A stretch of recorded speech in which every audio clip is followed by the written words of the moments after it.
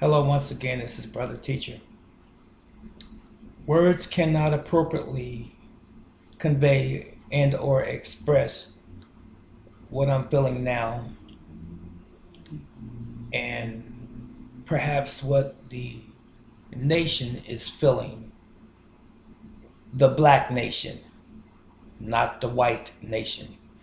I'm certain that there are some that are not African American or blacks that are feeling what we as black individuals in America are feeling today, but not many.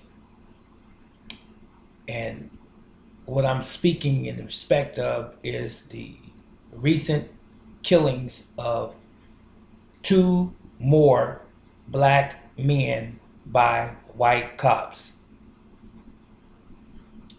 Alton Sterling, Baton Rouge, Louisiana, selling CDs.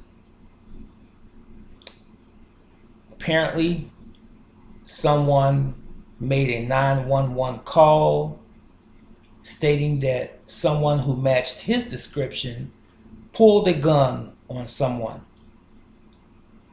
Now, later it was made mention of the fact that Alton Sterling had a criminal background and that he was not allowed to carry a firearm.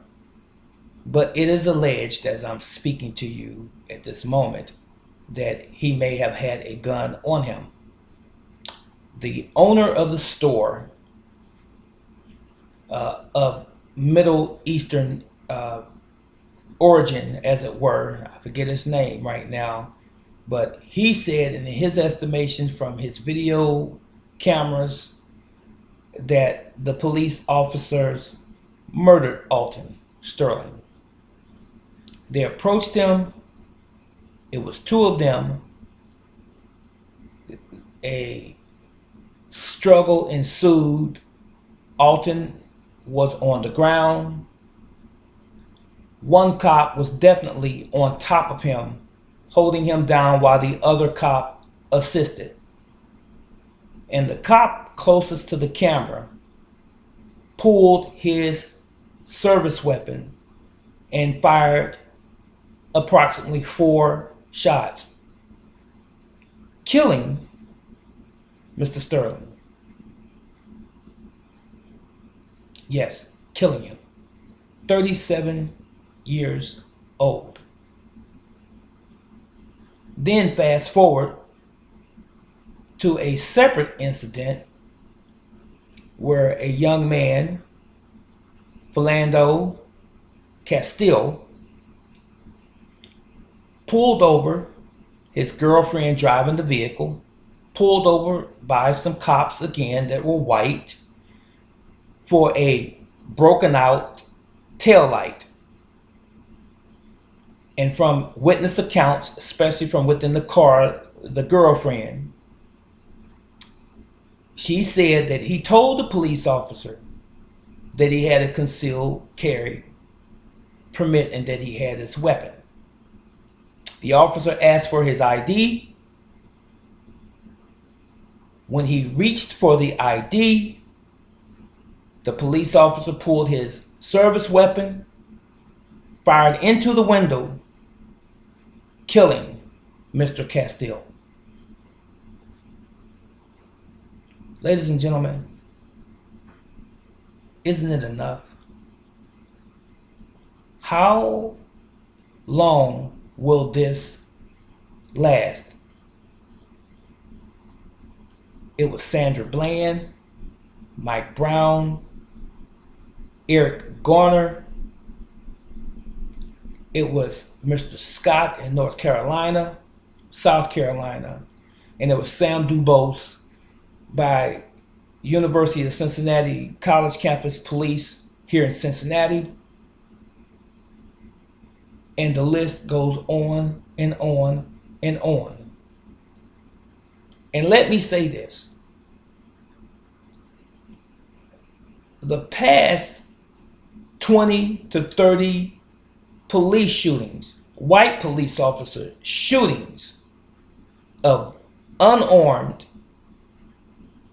non-dangerous black individuals, young and older, over the past couple of years, none of them ever presented a threat to the police officers. Not one time. Not the cases that have been in mainstream news for the past year. Tamir Rice, Cleveland, Ohio. Little boy playing on the playground with a fake gun.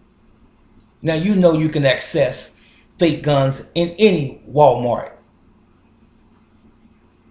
So if you can purchase it in a store, why can't you play with it? Police officers dispatched, pull up within 10 feet, less than 3 seconds, shoot the little boy dead.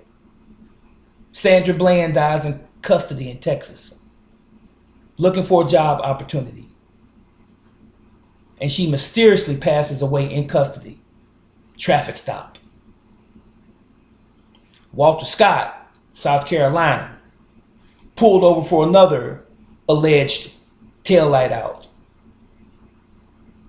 Police officer tases him. He begins to run. Police officer steadies himself. Police officer Slaker steadies himself while the man is running away, 50 years old, barely running away. And you can see it in the video. Look it up for yourself. Barely running away. He steadies himself, fires 8 times at the man, 5 shots hitting him in the back, killing him. And then tries to plant something on him right after that to corroborate his story, which did not coincide with the video. Eric Garner, alleged to have been selling loose cigarettes. Is that a capital crime? Is that a crime worthy of death? But it was said later by witnesses that he was trying to break up a fight. But anyway, the officers responded to something and they were there. He had been apparently harassed by them before, and he began to express his concern and his frustration about them continuing to harass him. The next thing you know, they put him in a chokehold and they pile on top of him basically, and he dies from asphyxiation. Was that necessary? If you know of some better way for law enforcement to handle these situations, then can you please tell me and tell the world, tell the police officers, tell the departments, tell the governor, tell the president. Because dead people are all over the place that are black. But you don't see any white folks being shot down by the cops in the news. I don't think black people live in America by themselves. There's a whole lot of ethnic groups in America, but it seems that so-called African Americans and blacks, brown people, light-skinned people are being gunned down by police officers, white prejudiced police officers, Ku Klux Klan, skinheads. They're in the police force. They are. And they have permission to shoot on sight, to strangle you when they deem it necessary. Your life as a black individual in America means nothing to them. There is an agenda, ladies and gentlemen, and the agenda is to cause a civil unrest between blacks and whites. It's being orchestrated right now. The writing is on the wall. They want our government to establish a martial law state, not only in the states, 50 states, the whole country.